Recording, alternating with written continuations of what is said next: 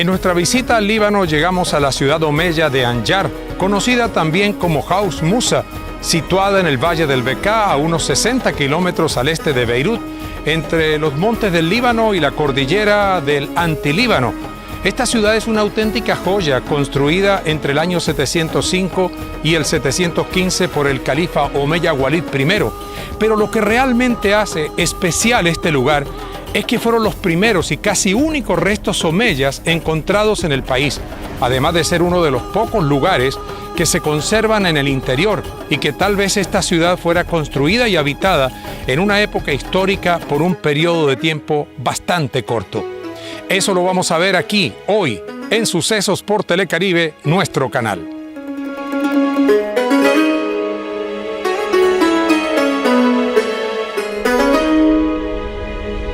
Anjar, que también es conocida en ocasiones como Haus Musa, es una población del Líbano que está ubicada en el Valle del Bekaa, hacia el suroriente del país. Este lugar está a unos 60 kilómetros de Beirut y es un sitio arqueológico que es uno de los que marca una mayor diferencia en el país, porque posee un estilo único y que data de una sola época histórica. En la gran mayoría de sitios arqueológicos que se pueden encontrar en Líbano, se pueden ver diversos estilos y épocas que se superponen entre ellos, porque las civilizaciones fueron haciendo construcciones sobre otras. Y este lugar data de un único periodo, que es el Umayyad, que es relativamente reciente, ya que data de principios del siglo VIII, pero se conserva en relativas buenas condiciones. A diferencia de otros sitios arqueológicos de este país que se mantuvieron habitados durante siglos después de su fundación, Anjar solo fue de importancia durante algunas décadas, tras las cuales fue abandonada. Y este lugar es de una gran importancia histórica porque en el mundo no se conservan muchos ejemplos de esta parte tan importante de la historia del mundo árabe. Esta población era un centro comercial que en su época tenía una ubicación privilegiada en medio de varias rutas dedicadas a esta industria. Las ruinas se encuentran en casi un cuadrado perfecto y están en medio de algunas de las tierras más fértiles del Líbano, a pocos kilómetros de manantiales naturales, destacándose en ellas algunos delicados y altos arcos que contrastan con las montañas de los alrededores. Amables televidentes, como les comentaba hace algunos instantes, ya estamos instalados aquí en Anjar, en el Líbano, para conocer la ruta arqueológica de lo que dejaron nuestros antepasados, en este caso la dinastía omeya, de gran trascendencia e importancia en el mundo musulmán.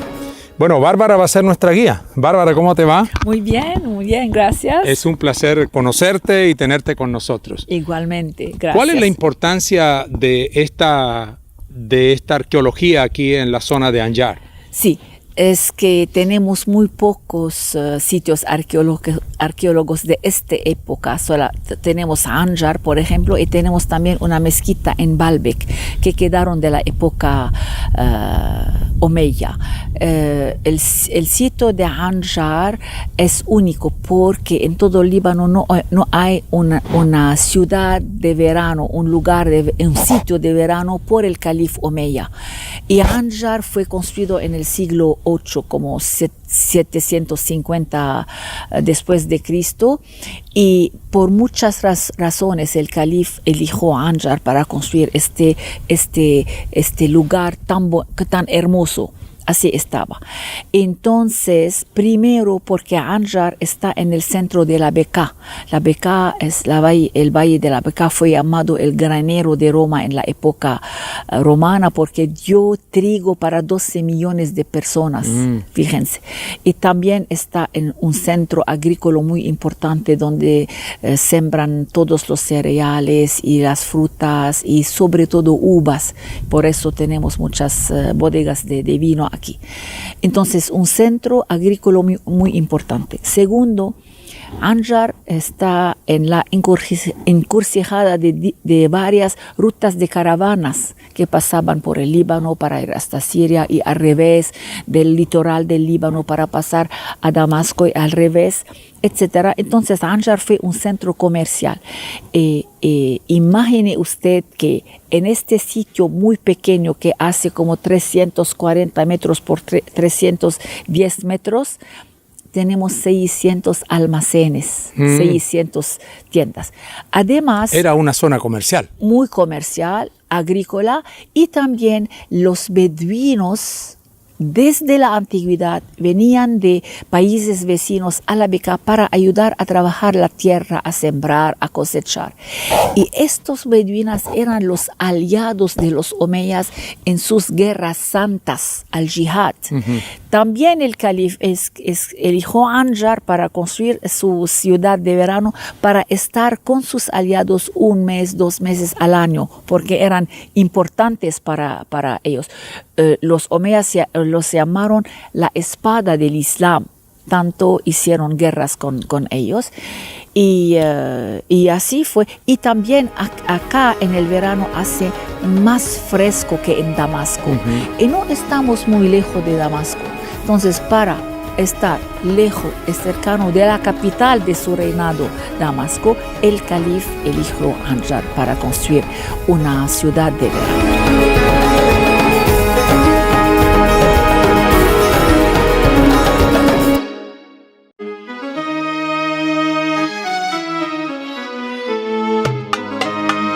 Es muy poco lo que queda de las estructuras, de la arquitectura del mundo musulmán. Anjar apenas es un ejemplo. Sí, la verdad es que sí. Y desafortunadamente, como vemos en las murallas de Anjar, la manera de construirlas eran piedras separadas por ladrillas y tierra, y piedras y ladrillas. Es una construcción que resista mucho a los terremotos. Pero Anjar no fue destruida ni por terremotos ni por nada, sino por el último sultán omeya aquí, Marwan II, que mandó, después de haber perdido la batalla contra los abbasidas, y ellos tomaron parte aquí. La nueva dinastía árabe. Eso, exacto. Entonces mandó a un grupo de soldados muy fuertes para destruir la hermosa Anjar, para que no caiga en las manos de sus enemigos, los abbasidos. Ahora, ¿por qué no hablamos un poquito del castillo que estamos viendo en este momento? Sí, la verdad es que la ciudad está dividida en 4 partes iguales por 2 calles principales, al ejemplo de las ciudades griega romana. Están divididas por el Cardo Máximos, el Cardo Decumanos, y aquí atrás de nosotros es el centro de la ciudad de Anjar. O sea, esta es como la calle principal. Eso. Y de los 2 lados de las calles principales había tiendas, como se ve aquí, y una parte, la parte sureste, se encuentra el gran palacio, el palacio del calif, que fue un palacio muy muy bonito, dividido por un patio donde hizo los banquetes y los grandes eventos e invitó a sus amigos. La parte más al sur era su propios departamentos, su residencia, y había muchas salas para los invitantes. La segunda parte, se llama el Gran Palacio. La segunda parte, cerca del Gran Palacio, se llama el Pequeño Palacio o el Harén, donde vivieron las mujeres del calif, porque el calif nunca no viajaba sin sus mujeres. Era la misma arquitectura que el Gran Palacio, pero más pequeño. De este lado, la parte residencial, donde tenían casas los amigos del calif, los compañeros del calif, y atrás de nosotros la cuarta parte era la parte popular, donde la gente vivió, los comerciantes, los servidores del calif, así. Ya. Ahora, ¿cómo el gobierno del Líbano conserva toda esta digamos, este legado Sí. que ha tenido de sus antepasados. Desde el principio del siglo, la mitad, digamos, del siglo XX, el gobierno líbano ha hecho algo llamado la Dirección General de las Antigüedades del Líbano. Y la verdad que muchos gran personas, hombres cultos, fueron jefe de esta organización. El más importante era el emir Maurice Shihab.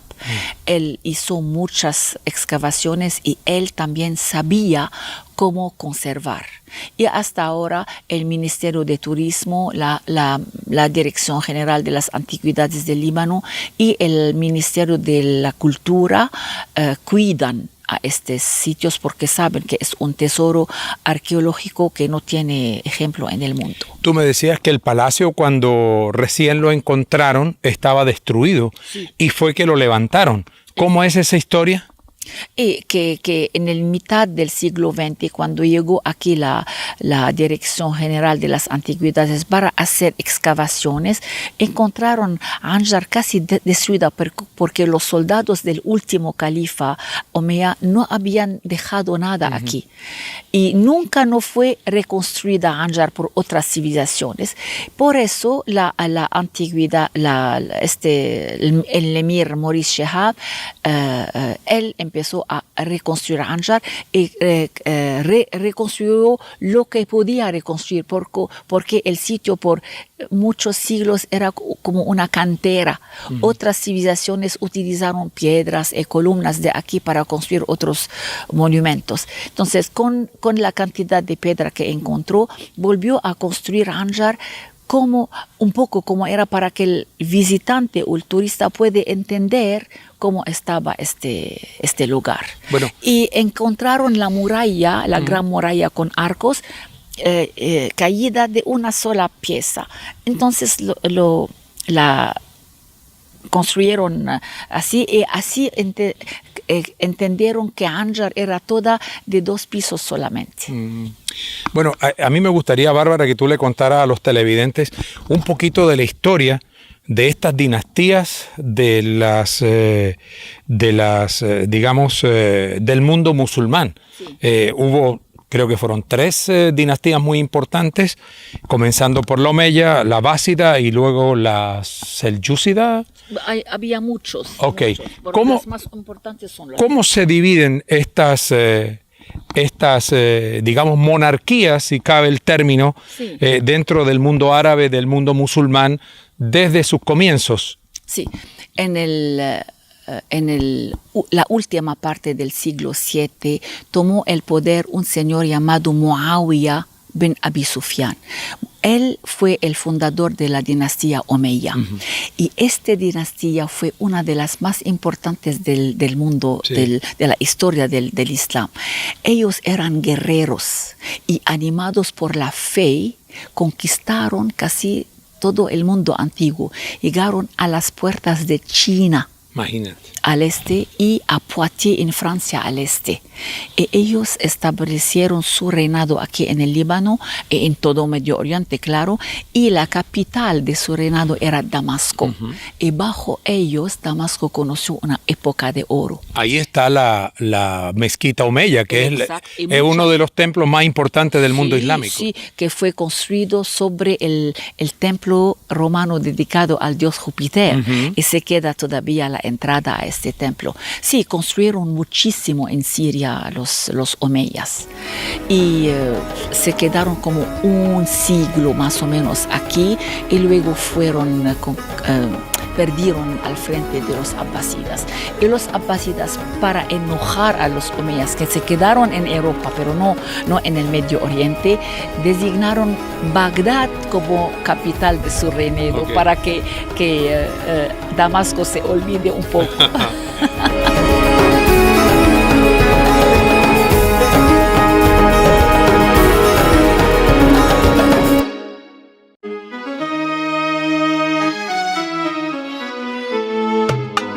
¿Y después de los abásidas qué viene?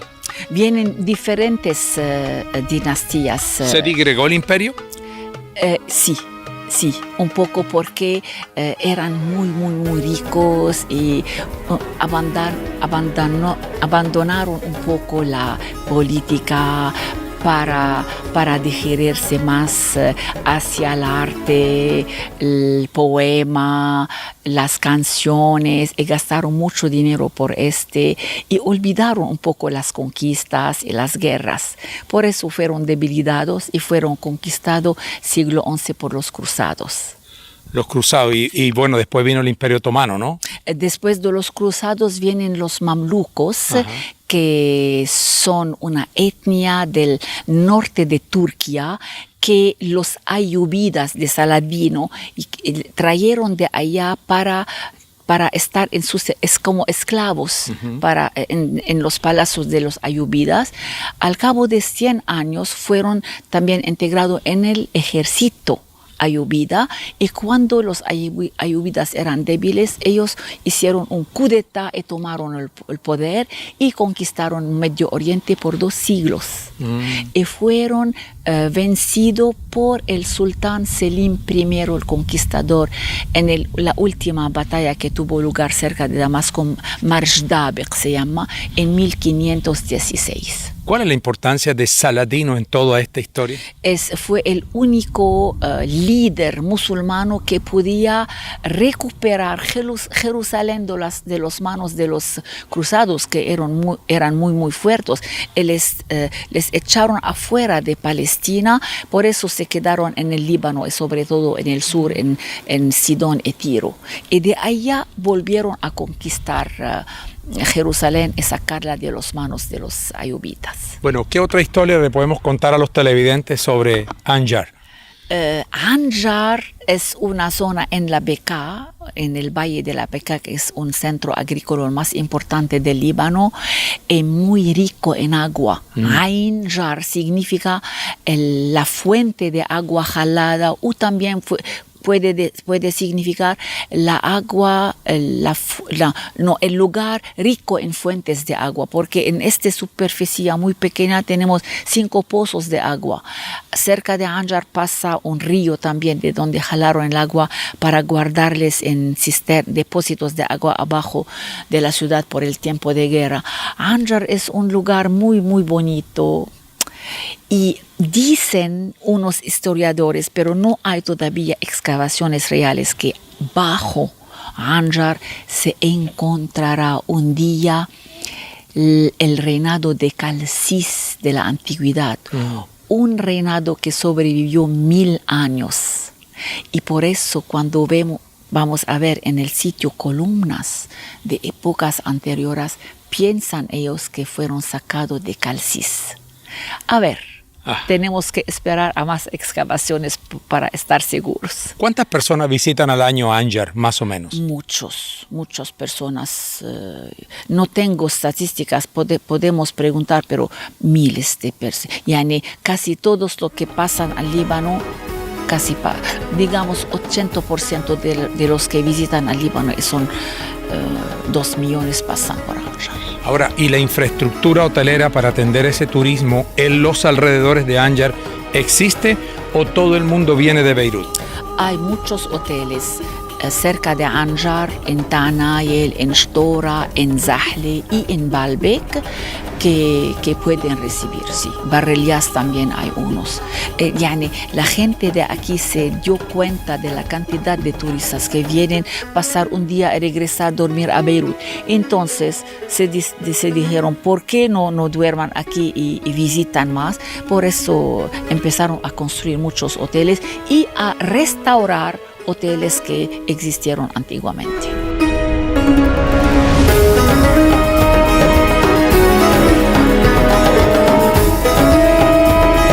La UNESCO declaró Anjar como Patrimonio de la Humanidad en 1984 y dice: las ruinas de Anjar, ciudad fundada por el califa Walid I a principios del siglo VIII, muestran una ordenación rigurosa del espacio que se asemeja a la de las ciudades-palacio de la antigüedad. Los vestigios de Anjar constituyen un testimonio único del urbanismo de los omeyas.